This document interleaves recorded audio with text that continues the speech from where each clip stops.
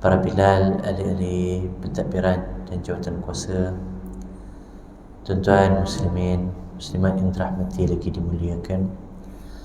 Assalamualaikum warahmatullahi wabarakatuh. Alhamdulillah, thumma alhamdulillah. Kita mulakan dengan puji-puji dan syukur setinggi-tinggi dan sebanyak-banyaknya kepada Allah Subhanahu wa ta'ala. Alhamdulillah, begitu banyak nikmat dan kurniaan diberikan kepada kita semua.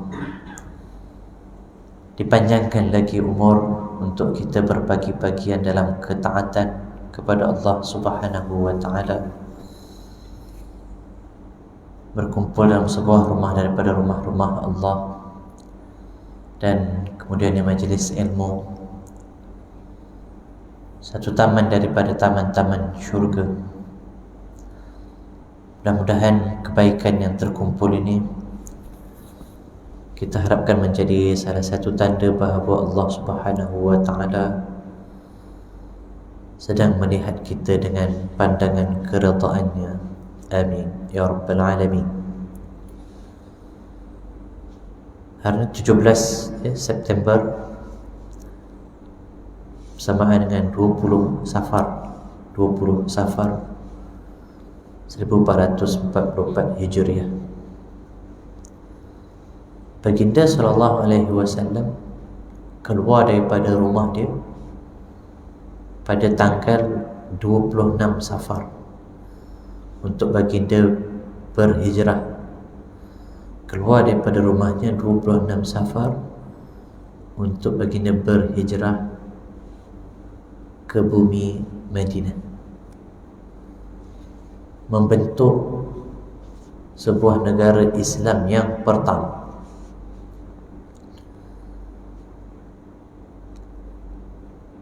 Pembentukan negara itu terjadi kerana adanya satu perjanjian daripada penduduk tempatan, orang-orang Yathrib, orang-orang Ansar, yang setuju untuk bawa baginda ke tempat mereka, ke tanah air mereka, dan dilantik Nabi menjadi ketua. Semalam pembentukan Malaysia, Hari Malaysia, baginda SAW nak membentuk negara di Madinah, kena ada perjanjian juga. Kerana baginda bukan orang tempatan. Nak bawa orang luar masuk tempat kita, dia tak ada IC kan? Lepas tu nak lantik dia jadi ketua, itu benda besar lah. Jadi baginda SAW sendiri dah buat perjanjian dengan orang-orang Ansar, orang-orang Yathrib, dan mereka setuju untuk bawa Nabi ke tempat mereka dan orang Islam, lalu melantik Nabi menjadi ketua. Jadi perjanjian itulah yang sangat penting sebenarnya, yang menjayakan proses pembentukan negara Islam Madinah. Perjanjian itu dipanggil Perjanjian Aqabah yang kedua. Perjanjian itu antara baginda sallallahu alaihi wasallam dan orang-orang Ansar, orang Yathrib asalnya nama dia.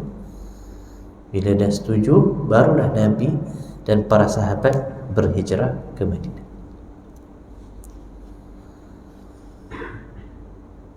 Baik, pengajaran nombor 1. Pengajaran pertama ialah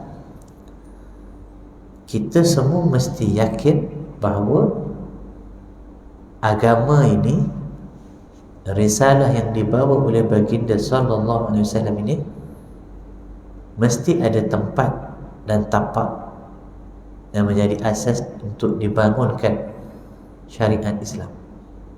Itu nombor 1 yang kita kena yakin. Agama kena ada bumi, kena ada tapak, kena ada tempat, kena ada negeri.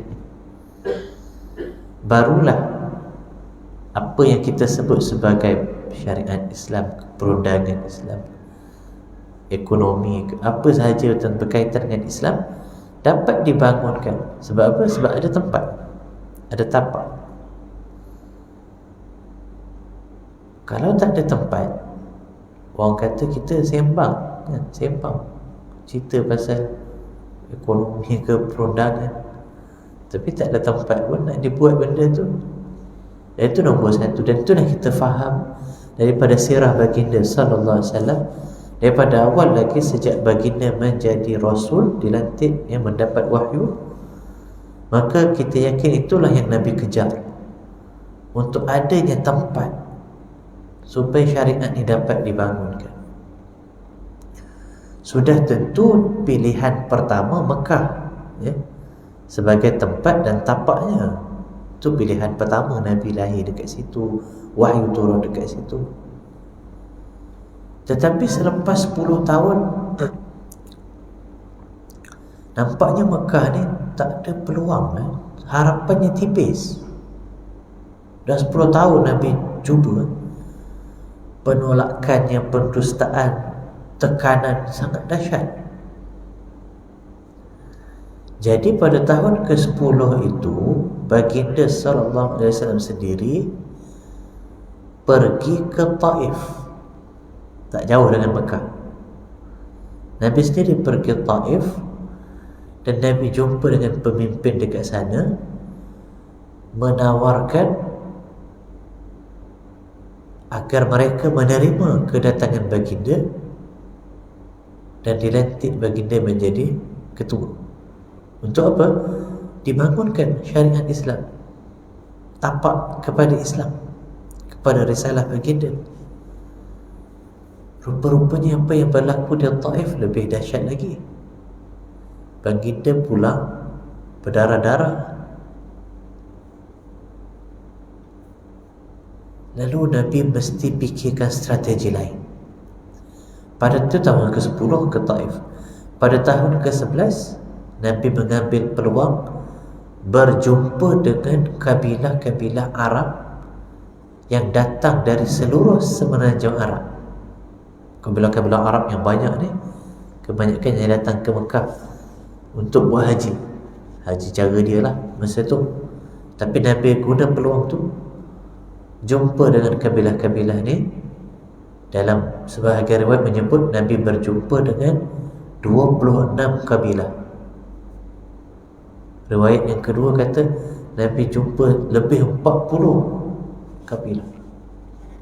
Jumpa, masuk kemah. Ini kemah rombongan haji daripada Bani apa, masuk cerita, offer.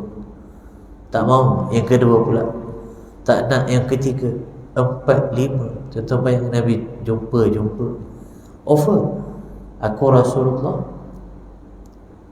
nak tak aku pergi tempat korang, supaya tanah korang, negeri korang jadi tapak untuk aku bangunkan risalah ini.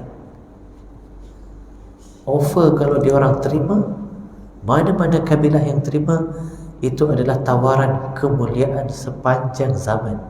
Kita akan cerita sampai hari ini. Tapi setiap satu tu tak mahu kan? Yang tengok Nabi atas bawah, ini Rasulullah, ya? Yang tolak mentah-mentah, yang kutuk, macam-macam cerita. Pengajaran nombor 2, pengajaran kedua ialah Allah Ta'ala mengkehendaki agama ini dibangunkan dan digerakkan oleh tulang 4 kerat manusia. Allah Ta'ala nak begitu. Walaupun baginda Rasulullah sallallahu alaihi wasallam yang dibantu dengan wahyu, yang didatangi oleh malaikat Jibril sekalipun, yang perlu merancang, bekerja, bergerak, bersusah payah adalah baginda sallallahu alaihi wasallam sendiri. Walaupun agama ini agama langit, walaupun agama ini agama berteraskan wahyu, walaupun pemilik agama ini Jalla Jalaluhu Rabbul Alamin, tetapi Allah mengkehendaki ia dibangunkan melalui usaha dan gerak kerja manusia. Kalau tak, Jibril siap-siap turun. Kalau tidak kan, kalau wahyu tu nak bagi tahu kena buat apa, Jibril siap-siap turun. Wahai Rasulullah, tak payah pergi Taif, nanti kau kena baling batu. Tak payah jumpalah sampai 26. Apa banyak sangat nak kena jumpa, 26 sampai 40. Tak payah. Pergi dekat satu Khazraj yang tinggal dekat Yathrib, pergi terus kat diorang, nanti diorang terima. Wahyu bukan sifatnya, nature wahyu itu bukan bagi tahu kena buat apa. Wahyu bukan sifatnya tolong rancang, bukan. Wahyu guide, yang fikir, plan, rancang, bergerak, buat usaha, itu manusia. Sampailah hari ini masjid ini yang menggerakkannya manusia. Tak ada malaikat yang jadi nazir, manusia. Dan Allah nakkan begitu. Dan kita perlu, alhamdulillah kalau kita di kalangan orang-orang yang Allah pilih, alhamdulillah.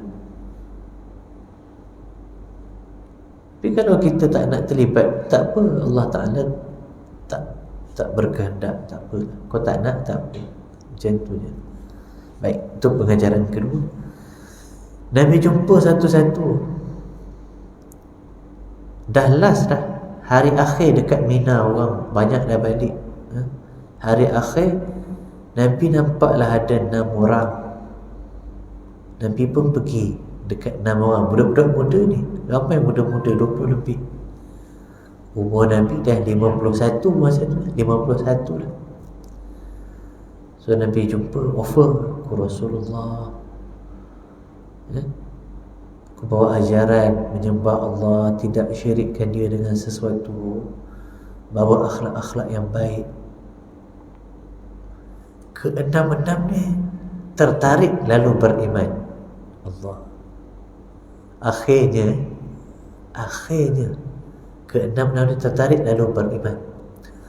Cuma mereka 6 orang ni daripada Khazraj, duduk dekat Yathrib. Dan Nabi tahu Yathrib ni kena 2 kabilah baru boleh represent negara Yathrib itu. Kalau satu je, dia jadi isu. Lalu Nabi minta macam ni lah, boleh tak datang lagi tahun depan, musim haji juga, datang lagi, ikut rombongan jemaah haji daripada Yathrib. Mereka bukan 6 orang, rombongan ramai. Nabi jumpa 6 orang ni tengah ada kat satu tempat. Dalam riwayat kata tempat cukur lah. Sampai tempat cukur pada tempat orang botak kepala tu pun Nabi pergi. Jadi diorang pun setuju lah. Nabi kata datanglah lagi tahun depan, bawa ramai sikit, kalau boleh biar ada juga di kalangan Aus. So diorang setuju. Diorang balik ajak kawan-kawan lain, buat kerja dakwah lah. Allahu Akbar. Terus ajak orang. Sedangkan masa tu berapa ayat Quran je agaknya yang mereka hafal. Subhanallah. Kita ni agaknya maklumat tentang Islam ni banyak hari ni lah kan. Tapi nak ajak orang tak buat pun. Jadi 6 orang ajak. Tahun berikutnya, tahun ke-12 kenabian baginda, mereka datang 12. Ada 12, 8 daripada Khazraj, 4 daripada Aus. Nabi jumpa dia orang ni lagi sekali. Berlaku perjanjian Aqabah yang pertama. Tak syirikkan Allah, ya. Jaga akhlaknya, tak curi, tak bohong, tak berzina. Perjanjian Aqabah pertama. Kemudian salah seorang daripada mereka yang bernama Jabir ibn Abdullah bagi cadangan. Apa kata kita bawa Nabi tempat kita? Jabir bin Abdullah, dia cadang, lah kita bawa Nabi tempat kita lah. Subhanallah, cadangan tu daripada Ansar. Subhanallah. Kita tengok dekat sini, dekat Mekah, agaknya dia macam dibuang, orang tak terima dia kan. Kita bawa lah dia ke tempat kita. Tapi nak bawa Nabi tempat kita, kena dapat suara majoriti. Sebab dia bukan orang tempatan, kena ada suara majoriti.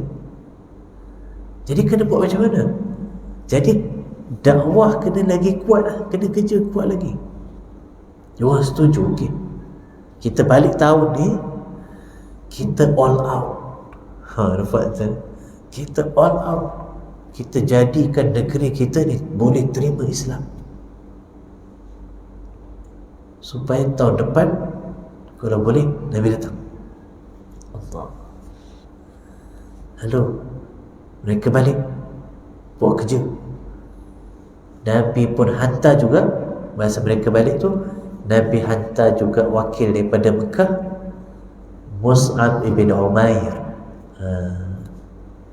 Tolong buat kerja dakwah, tolong buat kajian kat Madinah. Penduduknya, ekonominya, buat kajian betul-betul. Sambil tu ajak pakai ramai. Dan memang diorang all out. Disebut setiap kabilah yang ada dekat Madinah mesti ada orang yang masuk Islam. Sampai macam tu. Diriwayatkan Mus'ab bin Umair, tak ada rumah yang dekat Madinah yang dia tak ketuk pintu. Allah. Kerja untuk agama.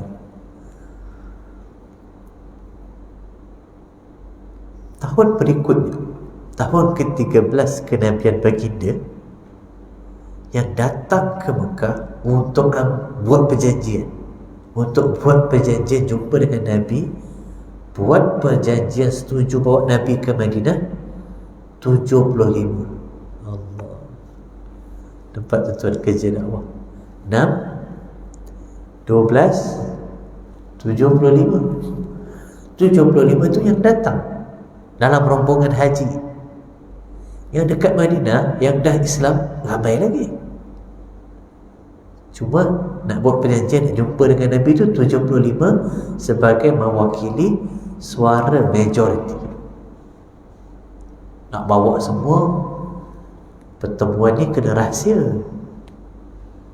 Mana boleh kalau bawa semua nak jumpa. Habislah Quraisy tahu, habislah. Quraisy dapat tahu, buat janji setia nak bawa Nabi ke tempat dia orang, lantik Nabi jadi ketua. Maksudnya Nabi akan dapat negara. Quraisy akan sekat awal-awal. Kita tahulah. Nabi pun tahu begitu. So tak ada ramai-ramai. Tapi yang datang tu 75 ikut rombongan haji daripada Yathrib. Nak buat perjanjian itu kena rahsia, tapi nak rahsia pun buat musim haji. Paling crowded sekali, macam mana nak rahsia? Jadi kena plan elok-elok lah. Nabi pun plan. Nabi bagi tahu beberapa SOP yang perlu dipatuhi. Ada SOP juga. Pertemuan itu mesti berlaku hari terakhir di Mina, hari last, malam last, supaya mengurangkan crowded. Kalau ada orang buat nafar awal, dah balik. Satu. Pertemuan itu mesti berlaku pada pertengahan 1/3 malam. Pukul apa? Pukul 1, pukul 2 pagi. Waktu macam tu. Nak jumpa Nabi pukul 1-2 pagi. Sebab nak jaga kerahsiaan. Pertemuan itu berlaku dekat Aqabah, ya. Tak jauh dengan tempat melontar jamrah Aqabah itu, supaya kalau ada pun pihak berkuasa yang meronda, ada polis meronda, Mereka boleh bagi alasan kami nak pergi meronta, tapi tempat tu agak tersembunyi dekat dengan Jamrah Aqabah, di sebalik bukit di belakang Jamrah, dan tak ada orang haji yang berkemah dekat situ. Nabi SAW sendiri tak bagi tahu pun orang-orang Islam yang ada di Mekah. Orang Islam yang ada kat Mekah, Nabi tak cerita pun kat siapa akan berlakunya pertemuan penting itu. Perjanjian nak membentuk negara tu, Nabi tak cerita pun kat orang Islam kat Mekah. Menjaga kerahsiaan dan keselamatan. Nabi bagi tahu lagi, malam itu semua orang kena tidur di kemah sendiri, kemah masing-masing. Diorang daripada Yathrib tidur dekat kemah rombongan haji Yathrib. Berapa bilangan jemaah haji Yathrib keseluruhannya? Total jemaah haji lebih kurang 300. Total jemaah haji daripada Yathrib 300. 75 Muslim, 225 musyrik bukan Islam. Siapa ketua dia orang ni? Rombongan ni siapa ketua dia? Abdullah bin Ubay bin Salul. Nama tu familiar tu. Abdullah bin Ubay bin Salul. Siapa? Ketua munafik. Lepas itu jadi ketua munafik dekat Madinah. Dia ketua. Jadi yang menceritakan perjanjian Aqabah ni seorang sahabat Ansar, nama dia Ka'ab bin Malik. Dia cerita,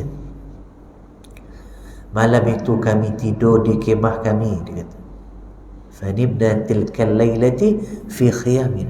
Malam itu kami tidur di kemah kami, sampailah 1/3 yang tengah. Dia sebut macam tu, sulusul lail al-wasat. So dia bagi malam tu kepada 1/3 pertama, 1/3 kedua, 1/3 ketiga. Dia kata yang 1/3 yang tengah, betul-betul tengah-tengah malam, kami keluar daripada kemah kami seorang-seorang. Pasal tak nak bagi orang syak keluar 4-5 orang tahu ni. Seorang-seorang pergi toilet ke apa, kalau orang perasan lah keluar. Tapi Ka'ab cerita, kami keluar tasallulal qita, dia sebut. Kami keluar tu mencelah. Dia kata tasallul, kami mencelah ni macam burung, dia sebut, yang berjalan menggunakan satu kaki. Ya Allah, nak jaga seorang-seorang. Lalu kata Ka'ab, sehingga cukup bilangan kami 75 dekat Aqabah. Allah, seorang-seorang sampai 75. Bila dah cukup bilangan kami, Baginda SAW belum sampai. Dia kata, kami tunggu. Tuan-tuan bayangkan, 75 tu majority tak pernah tengok Nabi sallallahu alaihi wasallam. Yang pernah tengok mungkin yang 6 orang, 12 orang kan. Lepas tu ada berapa orang? Mungkin 15 orang pernah tengok. Lagi 60 orang first time nak tengok. Ya Allah, kita pun terasa jugalah kan, kita pun tak pernah tengok. Jadi Ansar waktu itu istimewanya, diorang dah beriman, diorang telah beriman dengan ajaran dan dakwah sebelum mereka melihat Nabi, sedangkan mereka hidup di zaman Nabi. Ini mahal juga. Dia orang nak beriman dulu dengan dakwah daripada kaum ni. Yalah, kita memang tak ada peluang lah, kita hidup zaman ini. Tapi alhamdulillah hari ni kita hidup, Allah Akbar, hari ni kita hidup mengikut ajaran baginda. Daripada bangun pagi tadi, apa kita buat, apa kita cerita, apa kita akan buat lepas ni, kita kan hidup ikut ajaran dia, insya-Allah lah kan. Kita hidup mengikut ajaran dia, tapi kita tak pernah tengok dia sallallahu alaihi wasallam.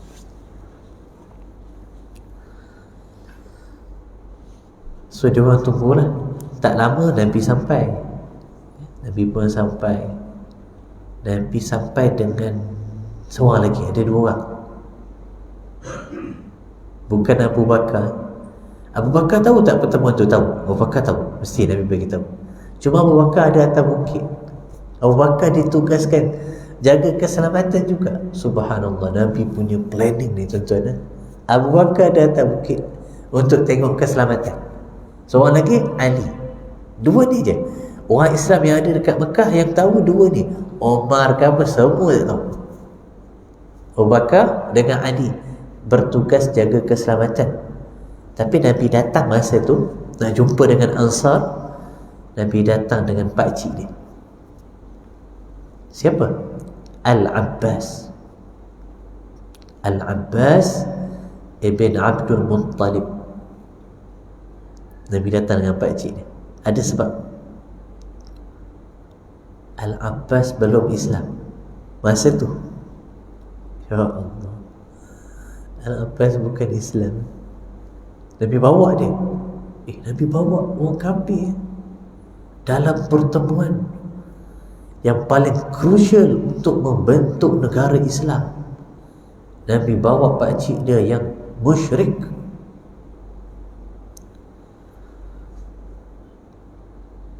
Apa sebab dia bawa? Okey, kita dengar. Bila Nabi sampai, orang Ansar semangatlah. First time tengok Nabi, semua seronok. First time tengok. Yang mula-mula bersuara Al-Abbas. So dah jumpa, Nabi jumpa dengan, nak buat meeting ni, nak buat pertemuan, perjanjian, nak buat meeting, nak bawa Nabi tempat dia orang. Nabi nak apa? Maknanya kena buat perjanjian, kena tahu dulu, kena setuju beberapa perkara dulu nak bentuk negara ni. Yang mulakan bicara Al-Abbas. Al-Abbas start dulu. Dia kata, wahai orang Yathrib, aku tahu kedatangan kamu semua ke sini untuk bawa anak saudara aku pergi tempat korang. Dia cakap itu. Dengar sini. Anak saudara aku ni di Mekah ni masih ada keluarga. Rupanya dia datang represent family. Bani Hashim dan Bani Abdul Muttalib. Represent family. Anak saudara aku ni kat Mekah ni bukannya tak ada orang. Dia masih ada keluarga yang jaga dia. Buktinya Al-Abbas lah. Dan Al-Abbas musyrik. Itu sebab itu Nabi bawa Al-Abbas. Kalau Nabi bawa Hamzah, Hamzah pun pakcik dia, Hamzah bin Abdul Muttalib pakcik Nabi, tapi Muslim, dah Islam dah. Kalau bawa pakcik yang dah Islam mungkin ini sebab agama. Tidak, ini sebab keluarga, walaupun bukan Islam.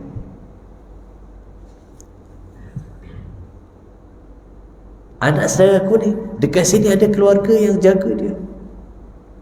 Kalau kamu betul nak ambil dia bawa tempat kamu, berjanjilah dengan kami untuk kamu jaga dia sebagaimana kami jaga dia dekat sini. Al-Abbas.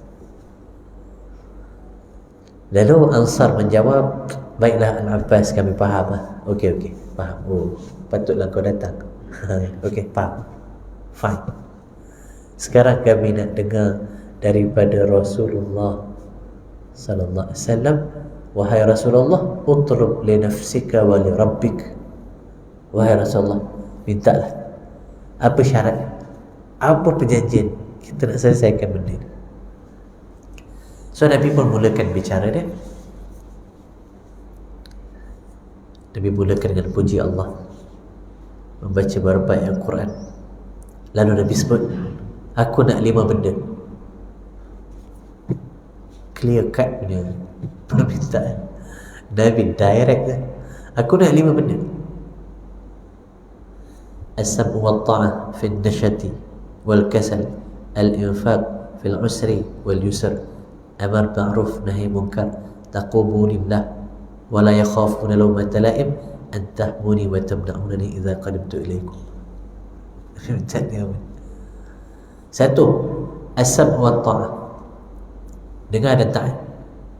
Maksudnya apa? Satu, aku nak jadi ketua, korang kena jadi pengikut, dan korang kena jadi pengikut yang setia. Aku cakap apa, ikut buat. Satu. Dan Nabi elaborate, Nabi tak berhenti kat situ. Nabi kata fi nasyati wal kasal, kena taat aku ni pada waktu semangat dan waktu malas. Nombor dua, al-infaq, nafaqah. Aku nak duit, aku nak dana. Nabi minta, aku nak bina negara, aku perlukan dana. Nak ambil dana daripada mana? Daripada poket korang, daripada gaji korang. An-nafaqah. Dan Nabi tak berhenti kat situ. Nabi kata fil usri wal yusr, walaupun pada waktu korang susah dan senang. Tiga, amar ma'ruf nahi munkar. Bila aku pergi tempat korang, aku akan buat perubahan. Perubahan yang dibuat mesti disambut, mesti ada disambut oleh ahli masyarakat yang aktif, proaktif. Kalau aku pergi tempat korang jadi ketua, aku buat dasar dan polisi, lalu orang tak ikut. Jadi Nabi sebut siapa? Amar ma'ruf nahi munkar. Kena jadi ejen masyarakat yang mengubah. Nombor 4, antaqumu lillah. Nilai yang aku bawa ialah kebenaran kerana Allah. Dan riwayat antaqulu lillah, apa saja yang dibuat itu berdasarkan al-haq, kebenaran kerana Allah. Wala yakhafuna lawmata la'im, jangan takut celaan orang mencela. Bila aku pergi tempat korang, buang semua sentimen. No, tak ada sentimen, melainkan al-haq, kebenaran. Kalau yang buat salah tu orang aus, ini yang dipahami. Kalau buat salah tu orang aus, kabilah aus, jangan protect dia, dia salah. Taqumu lillah, bawa tu al-haq yang benar. Kalau orang nak cela, la yakhafuna lawmata la'im, jangan takut celaan yang mencela. Itu nilai. Kalau yang bersalah tu Khazraj, orang Khazraj jangan protect dia. Nabi daripada awal lagi Nabi nak Aus dengan Khazraj ni mesti besar. Yang kelima, nampak Nabi minta clear, aku nak jadi ketua korang, aku nak duit korang, korang kena taat pada aku, korang kena jadi ahli masyarakat yang aktif, buat perubahan, buang semua sentimen, melainkan al-haq, yang benar. Yang kelima, semua orang kena jaga aku, protect aku, pelihara aku bila aku pergi tempat korang, sebagaimana korang jaga diri kamu, isteri kamu, anak-anak kamu. Nah, inilah pertemuan nak membentuk negara Islam Madinah tu. Ini mesyuarat. Dia orang boleh argue. Tempat susah tu, contohlah kan, dia orang boleh je. Boleh tak nombor 2 tu kita otter sikit. Contoh. Nombor 5, nombor 4 tu macam kami ni nak main sentimen lagi, contohlah kan. Nombor 4 tak nak, boleh otter. Sebab meeting mesyuarat. Tapi apa berlaku bila Nabi sebut kelima-lima tu? Yang pertama sekali respon, orang pertama sekali respon yang duduk depan sekali lah, nama dia Al-Bara ibn Ma'rur, nama dia, umur dia 70 lebih. Al-Bara tua. Dia orang pertama respon. demi dibangun, demi Tuhan yang mengutuskan tuan dengan kebenaran. Dia kata, demi Allah yang mengutuskan tuan bil haqq, kami akan jaga kau, protect kau, pelihara kau macam kami jaga diri kami, isteri kami dan anak-anak kami, kerana kami adalah bangsa berperang. Kabirin an kabir, daripada dulu kami bangsa berperang, kami akan protect kau. Lalu dia kata, umdud yadaka ya Rasulullah, mesej di tangan kamu wahai Rasulullah, aku nak ambil janji setia ni. Allah, tak ada nak otak-otak, tak ada. Kami akan jaga mesej ni, biar aku ambil janji setia ni. Siapa? Al-Bara'. Umur apa? 70 lebih. Dah tua. Dalam riwayat kata dia baru masuk Islam. Hebat. Orang Ansar ni hebat. Riwayat sebut dia baru masuk Islam. Agaknya on the way lah. Agaknya wallahualam, dia tak cerita, tapi kita duk bayang agaknya on the way daripada Madinah datang ke Mekah tu, 300 orang kan sekali. 75 Islam, 200 lebih belum Islam. Agaknya masa tu dah tengok, ini kurang siapa kan? Tapi satu rombongan, tak boleh buat kumpulan nasib, bahaya, nanti orang syak kan? Sama, rombongan tetap sama. Al-Bara' ni baru masuk Islam. Lalu sebelum Al-Bara' sempat salam dengan Nabi, ada orang lain bangun, ada sahabat kedua bangun. Nama dia Abul Haytham Ibn Tayhan. Nama dia yang kedua bangun, Abul Haytham Ibn Tayhan. Dia kata kejap, macam meeting lah kan, kejap. Cadangan dibuka lagi, cadangan belum ditutup, cadangan dibuka. Okey. Kata Abul Haytham Ibn Tayhan, dia kata, wahai Rasulullah,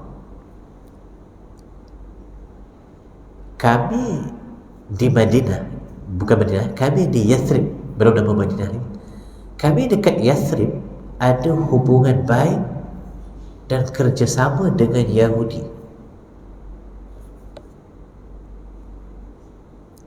Kedatangan tuan ke tempat kami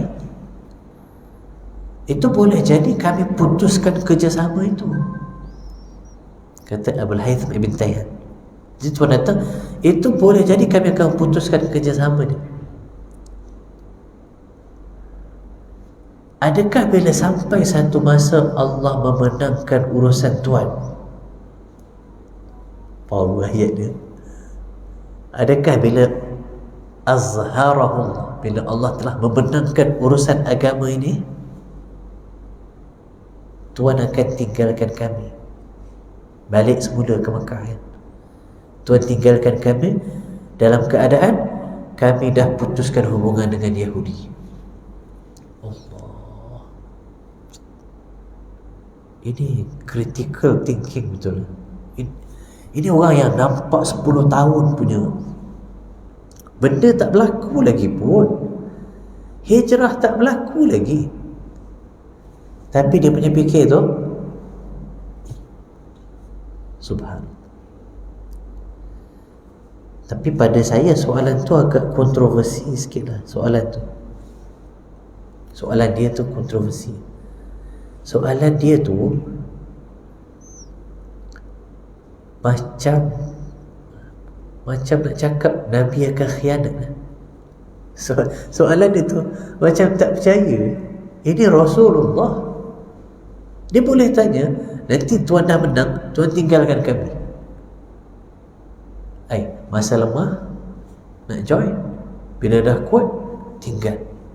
Dia tanya macam tu dekat Nabi, seolah-olah kau tak percaya ke aku Rasulullah? Seolah begitulah. Kata Ka'ab yang cerita pertemuan ni, fatabassama Nabi, lalu Nabi tersenyum. Nabi senyum soalan tu. Senyuman itu, kata orang yang kaji sirah, orang-orang yang kata senyuman itu boleh dipahami beberapa perkara. Pertama sekali, senyuman itu menunjukkan Nabi iktiraf kebebasan bersuara. Bebas, boleh meeting, cakap, kritik. Itu pimpinan, bahkan tu Rasulullah, boleh kritik, boleh. Nabi senyum.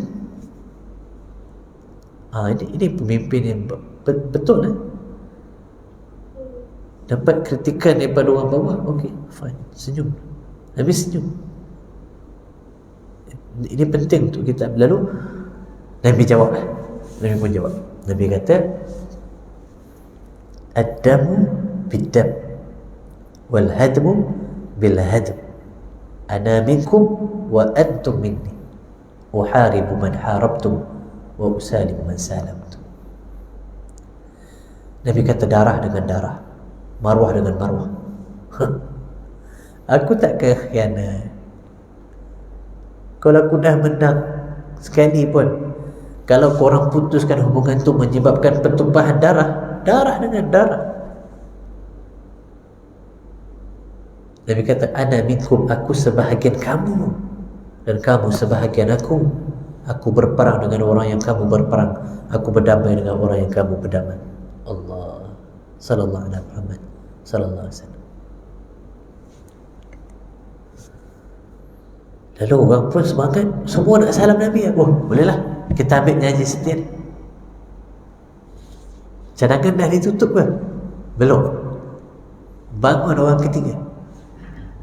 Aduh, panjang plot mesyuarat. Dia orang nak habis cepat kan? Dia orang nak, tak apa, kita nak terima. Bangun pula orang ketiga. Dia kata, orang ketiga, nama dia As'ad ibn Zurarah. Power juga kan? Sahabat besar. Kejap. Cadangan dibuka. Belum ditutup kan? Kata As'ad, Ruwaidan ya qaum. Dia kata, wahai kaum, bertenang. Allah. Tadi Abul Haytham ibn Tayhan, dia cakap dengan siapa? Dia cakap dengan Nabi kan? Dia tanya Nabi. As'ad ibn Zurarah cakap dengan kaum dia. Dia kata, Ruwaidan ya qaum, bawa bertenang, wahai kaum. Adakah kamu dah fikir masak-masak? Ni hebat ni, Ansar hebat betul. Baca perjanjian Aqabah, hebat. Walaupun sebahagian besar first time jumpa Nabi, ada roh keimanan, semangat. Of course macam, siapa tak taksub dengan Nabi SAW? Tetapi ketaksuban itu, semangat itu tidak membutakan, menghilangkan rasionalisasi akal. Rujhan pada akal itu sangat penting. Kita kena nilai apa yang datang pada kita, kena nilai. Ini sahabat begitu. Kata As'ad, Ruwaidan ya qaum, bawa tenang kau, fikir masak-masak. Dia kata, perjanjian ini, dia cerita kat kaum ini, perjanjian ini yang korang akan ambil dengan lelaki ini, dia sebut macam tu. Dia tak sebut pun Rasulullah. Perjanjian yang kau kena ambil dengan lelaki ini, hazar rajul, dia kata, hazar rajul, dia guna kalimah tu, dengan lelaki ini, bererti berperang dengan Arab dan bukan Arab. Benda tak berlaku lagi. Tapi ini Ansar hebat, nak sebut Ansar. Korang ambil perjanjian ni, maksudnya perang dengan Arab dan bukan Arab. Perjanjian ni perang dengan putih, hitam, kuning. Dia sebut macam tu. Bukan Arab, maksudnya, dan benda tu berlaku nanti lawan dengan Rom. Ya Allah, korang perang dengan semua. Perjanjian ini korang serahkan yang ni. Dia buat macam ni, korang serahkan yang ini. Perjanjian ini korang serahkan orang-orang yang korang sayang, yang ini. Ya Allah. Lalu kata dia begini, kalau korang rasa tak boleh nak menangkan lelaki ni, dia selalu macam tu, hadar rajul.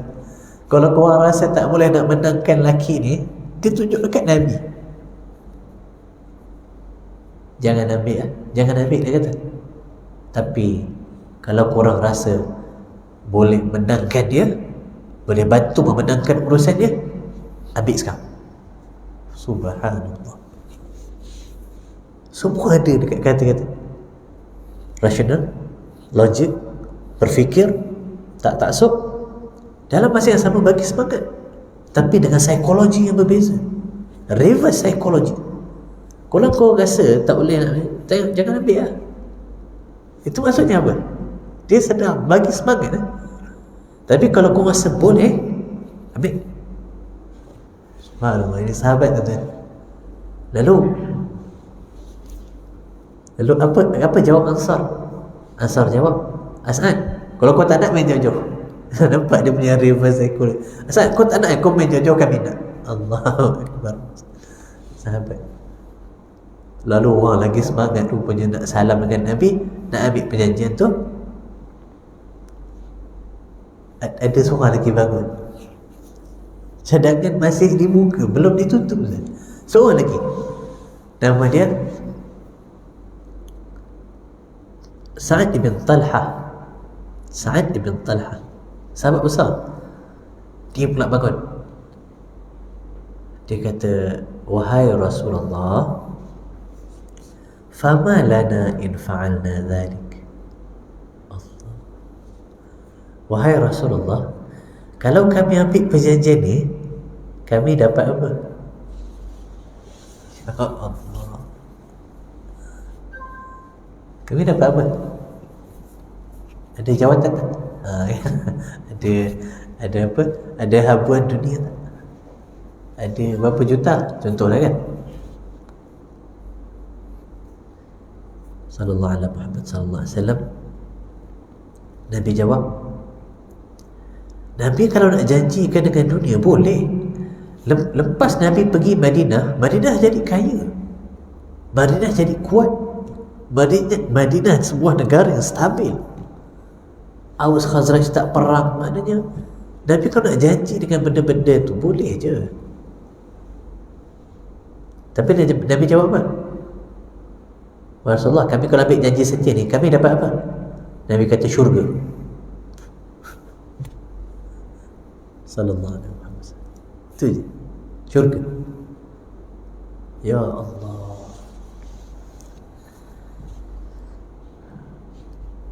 Lalu kata riwayat fataqatalal qaum. Bila Nabi sebut macam tu, berebut orang nak salam dengan Nabi, berebut. Lagi ganas orang nak salam dengan Nabi. Mereka menyangka seolah-olah orang pertama yang salam dengan Nabi akan jadi orang pertama masuk syurga.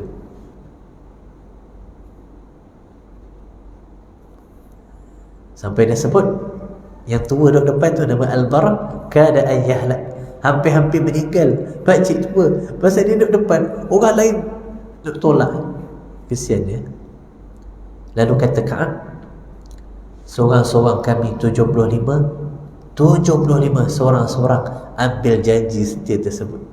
Ya Allah. Lalu dengan termeterainya perjanjian Aqabah tu, itulah sebenarnya perjanjian kepada asas pembentukan negara Islam Madinah, mengambil peristiwa 16 September pembentukan negara kita Malaysia, tuan-tuan. Sampai situ lah ya untuk ulang kaji ringkas kita penghayatan daripada sirah baginda sallallahu.